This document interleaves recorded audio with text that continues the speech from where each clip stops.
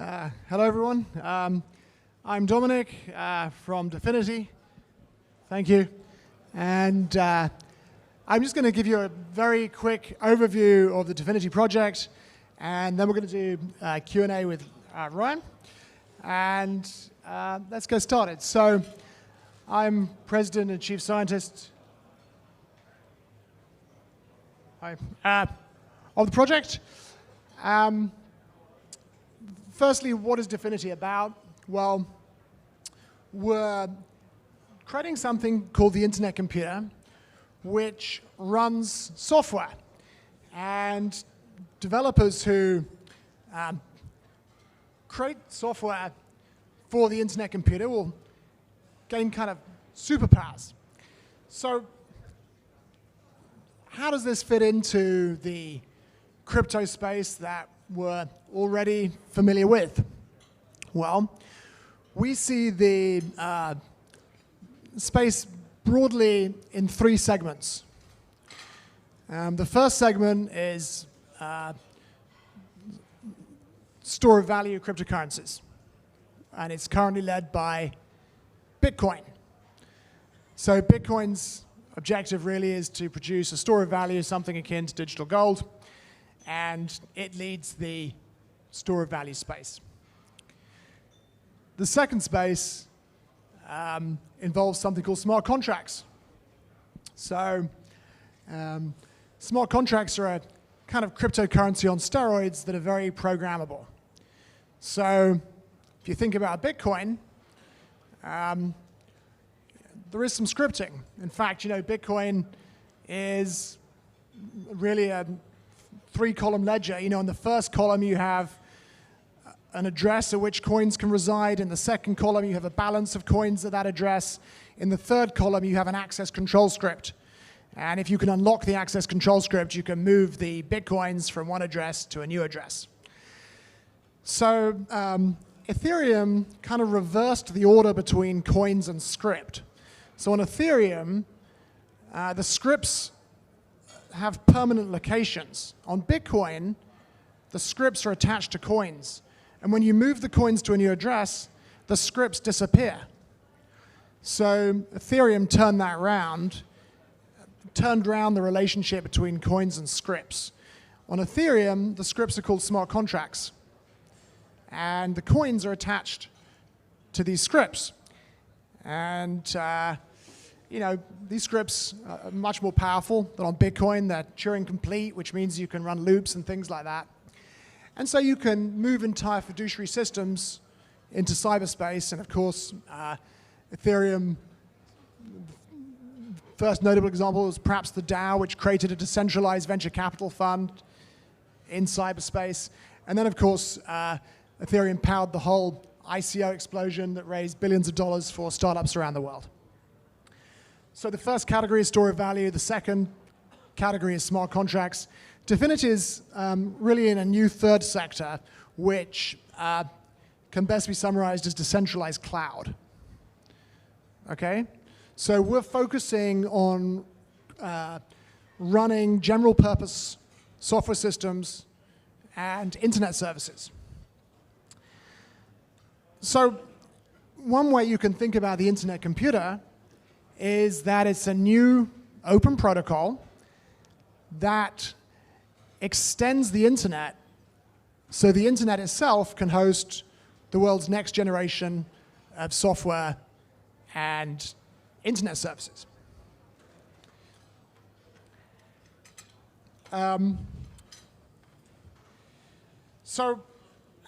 This is interesting because I've actually got the wrong deck. Hold on a second. I'm seeing something here that's kind of different to what's on the screen. Wow. I think you're a slide ahead. Yeah, this is like miles ahead, yeah. Okay. All right. So can we advance this one? Can we advance the slide on this screen here? You don't know how to... Okay. It's all right. I can describe it. It's fine. So the Internet Computer, I was kind of looking at the screen here and thinking you were seeing the same thing, but actually, okay, now it's kind of going forward. Okay, well, there we go, that's fine. Okay, so the purpose of the internet computer is to extend the internet so that it can host software systems and internet services. And one way of thinking about all this is, today we have a kind of thin internet. And the thin internet just provides connectivity. There's a protocol called TCP/IP, and TCP/IP enables lots of independent internet service providers and backbone providers connect together to create this public connectivity. It's a decentralized network protocol. And then you have higher level protocols like HTTP that connect up structured content. So, if you're in a web page, there's a link to another web page, you can click on it, the other web page opens. But it's still connectivity. Today we have a thin internet that just provides connectivity. If you want to create a software system or an internet service, you need proprietary infrastructure, i.e. you need server machines, right? Now, either you can rent some space in a co-location facility and put some server machines into a rack, kind of cloud 1.0, or you can rent some packaged server machinery from Amazon Web Services or Microsoft Azure or Google Cloud. But either way, you're building your software system or your internet service on top of proprietary infrastructure. So the internet computer provides a new way forward. It extends the internet so that it moves from being a thin internet that can only provide connectivity to also being able to host software systems, internet services, and all their data, i.e. It enables the internet to become thicker and to do more. So, that's already a worthy goal. We can provide people with a means to build their software infrastructure and their services on top of the internet directly, on top of the open internet, on top of an open protocol, rather than on top of proprietary infrastructure. That's a worthy alternative. Like back in the 1990s, people had a choice between networks. You could either use a private network like AOL, or you could use the open internet. As it turns out, in the end, people preferred the open internet. So we're trying to reintroduce that choice, but of course, there's much more to the project. We're also reimagining what software is. And we're addressing all kinds of critical problems with today's $4 trillion technology stack. So Gartner, I think, says it's $3.7 or $3.8 trillion. That's the size of today's technology stack. And we believe it's fundamentally broken. And this is reflected, for example, in the continuous hacks of critical IT infrastructure. It's reflected in the cost of developing software systems and internet services, and many, many other things. So we think the existing technology stack is obsolete, and it needs to be sort of cleaned out and replaced with something better. And that's what Dfinity and the internet computer is directed towards. So in this picture that's on the screen now, it's a kind of representation, if you like, of the thick internet. On the top, you can see private software systems.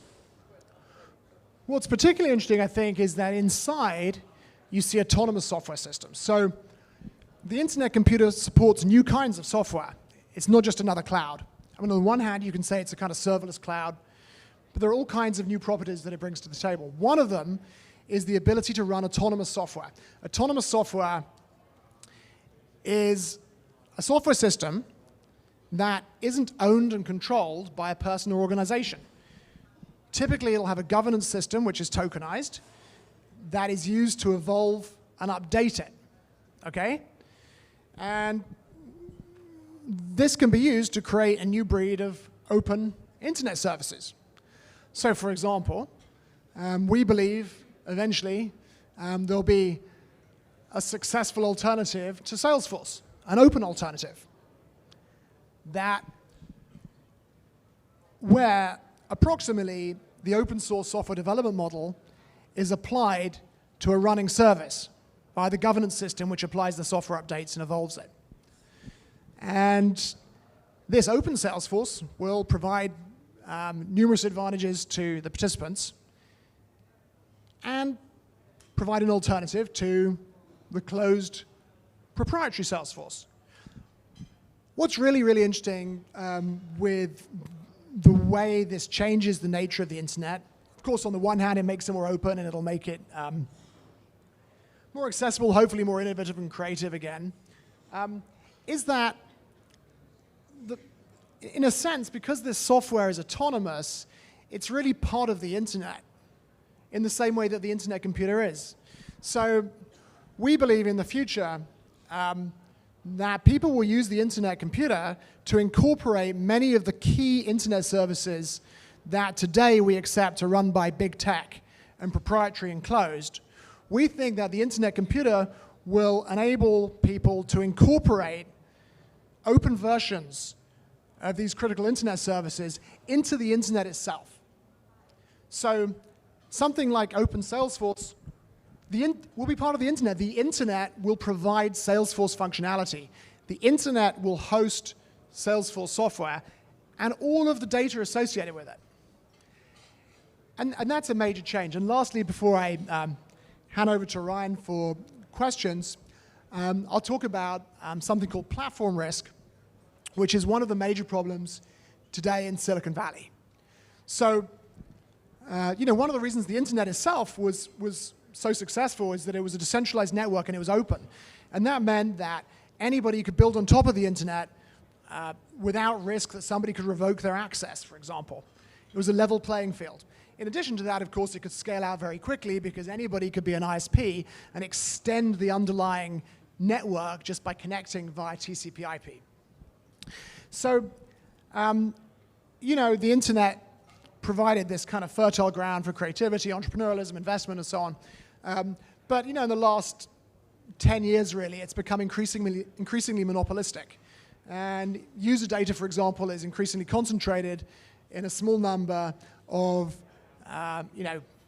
privately held services run by tech giants.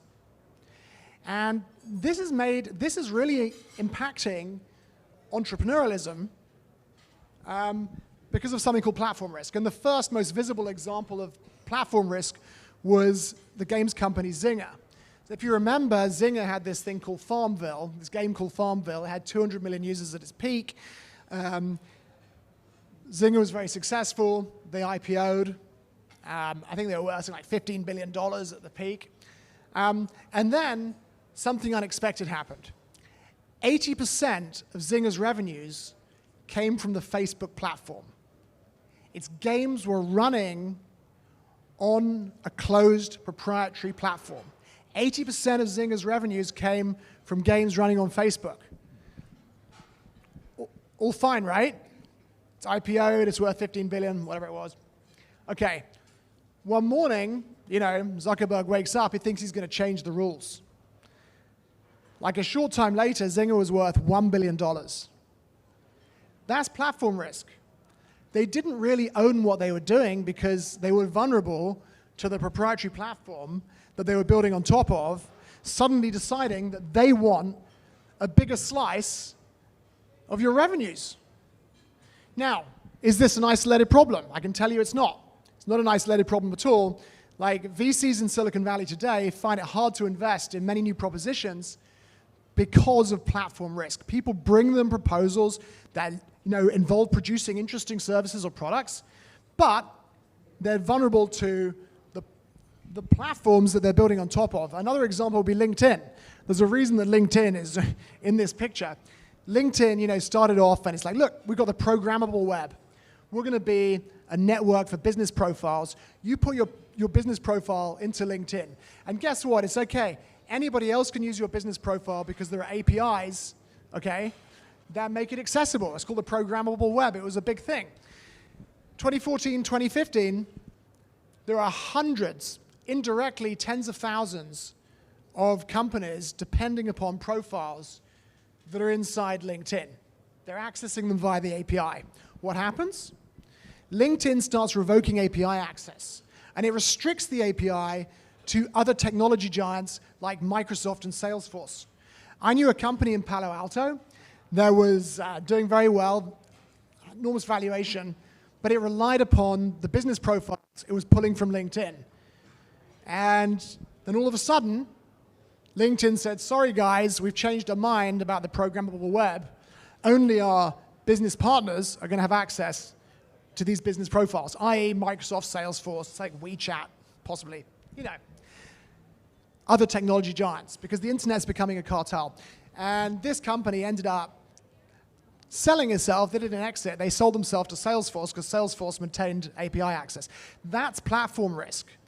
And it's bedeviling Silicon Valley and the wider world of entrepreneurs and investors. So we think there's a huge opportunity here. I mean, obviously, the internet computer is focused on sort of cleaning out and replacing the legacy technology stack, providing people with a better way of building software systems and running them.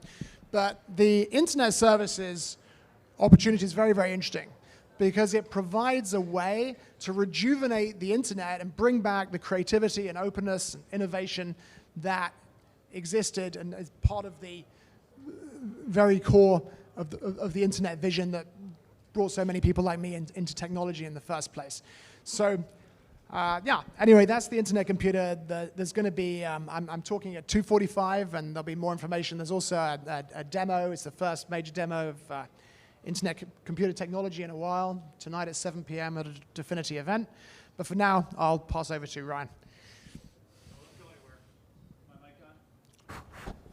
Good? All right, good, we're good. So I guess the question that's on everybody's mind is what's next on the roadmap? So, you've been privately funded for a while. This project, I mean, you and I spoke about it back in 2014, I feel like. Yeah. So it's been a long time coming, but going from ideation and working on all the back-end consensus systems that you have been, when can we expect to start to see this live, and when will people be able to actually build some of these decentralized applications on the stack? Yeah, so Dfinity is a slow burn project, simply because of the scale of what we're taking on and the amount of new technology. So it's completely novel. It's a shared nothing. There's no shared algorithms or code. It's all built from the ground up. Actually, the sort of research that led to it began in 2014, but I think Dfinity, as it is today, was first articulated in 2015, based on a whole load of kind of new applied cryptography and things like that.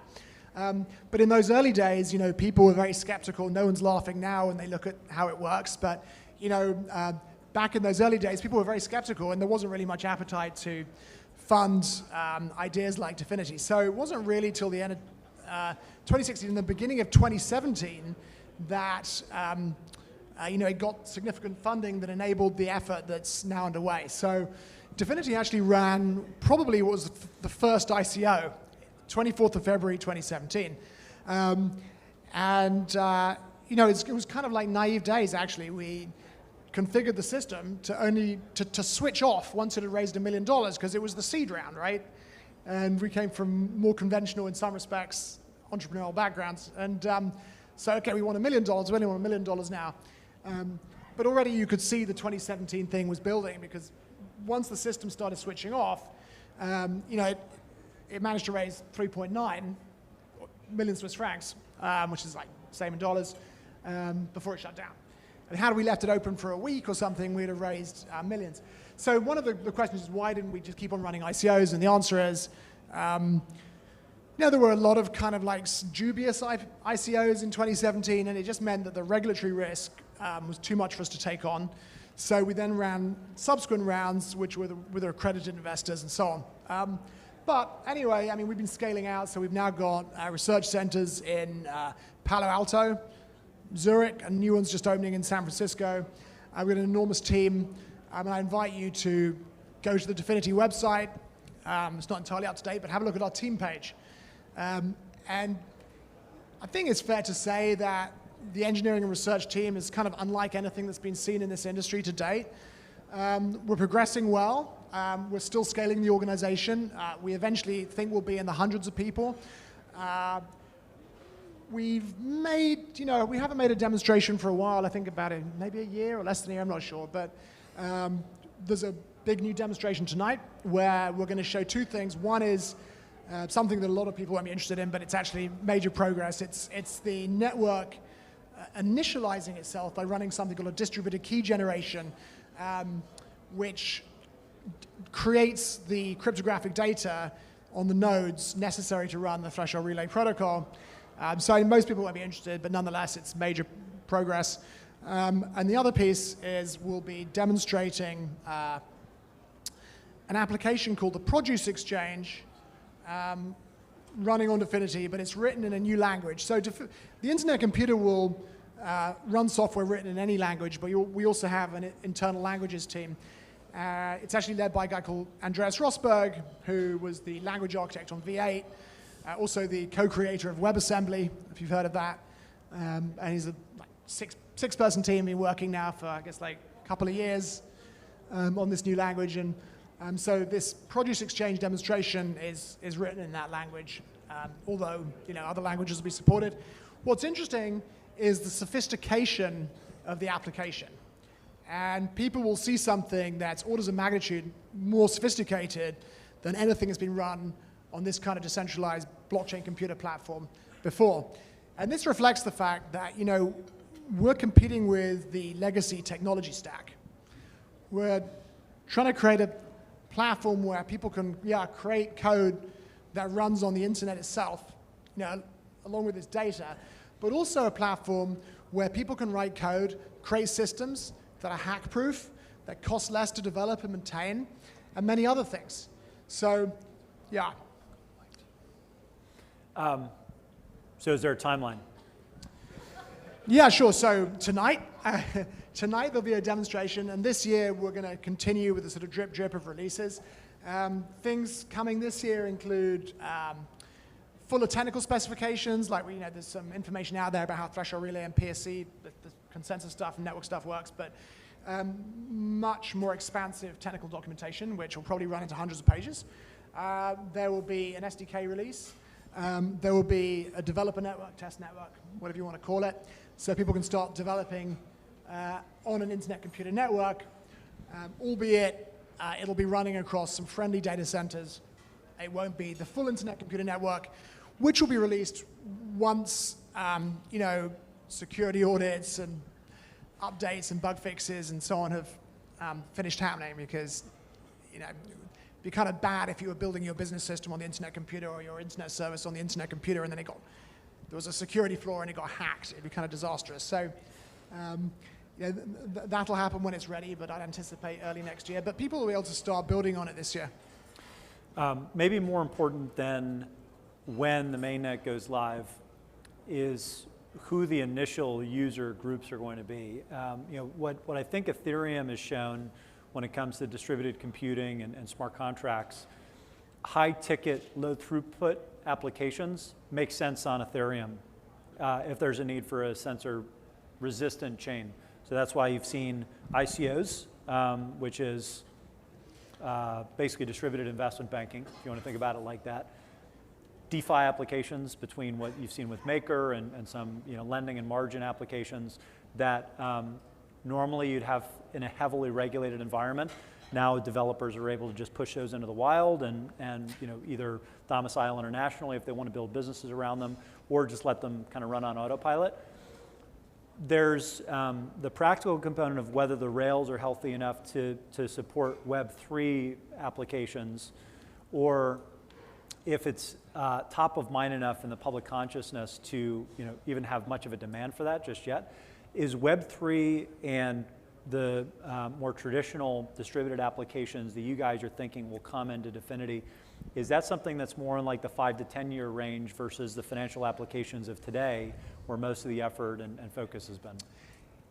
Yeah, so the primary focus of the internet computer and Dfinity isn't financial applications, albeit it could be used for them. We see these three segments. So the first one is just pure store of value, cryptocurrency like Bitcoin. Second one is smart contract platforms. But smart contract platforms are essentially a kind of cryptocurrency on steroids. So they're providing these scripts that move coins around, and that's reflected in the early use cases of Ethereum, like the DAO and ICOs. The internet computer is focused on replacing the legacy technology stack.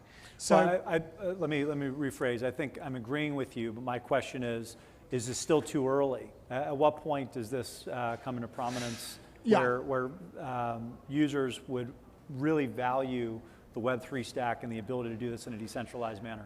Okay, so the interesting piece with the internet computer is that you don't have to want to use it because it's decentralized. You can just view it as a serverless cloud that is the internet. And you will choose to do it because it's secure, because it reduces the cost of R&D and various other things. But I think the early adoption, look, we're addressing we're competing with Amazon Web Services, Google Cloud, Microsoft Azure. We're also asking people to discard their legacy software components and rebuild in a completely new way. But because of the inertia in the corporate space, initially people will, create some pilot projects, experiment with it, engineers will get familiar with it, and people have got, corporate space has got huge sunk costs in their legacy IT systems. So, the migration will happen bit by bit. The early adopters will be entrepreneurs wanting to create open internet services, because clearly that's, you do have a certain first mover advantage. Like, I'm sure there's someone out there that wants to create the first open LinkedIn or the first open Salesforce or open WhatsApp or whatever it might be. So, entrepreneurs wanting to create open internet services, we were already talking to, there's a ton of them ping us all the time, when's it ready, when's it going to launch, when can we start building, can we have the SDK? So those guys will be the early adopters. And that's what we'll see first. I think we'll see, in the kind of just general space, businesses and government departments and so on that have software that just has to be secure, which maybe they've had problems with before. Those will be the first kind of traditional systems that will move on to the internet computer. But the very first adopters will be entrepreneurs wanting to build open internet services. Thank you, Dominic.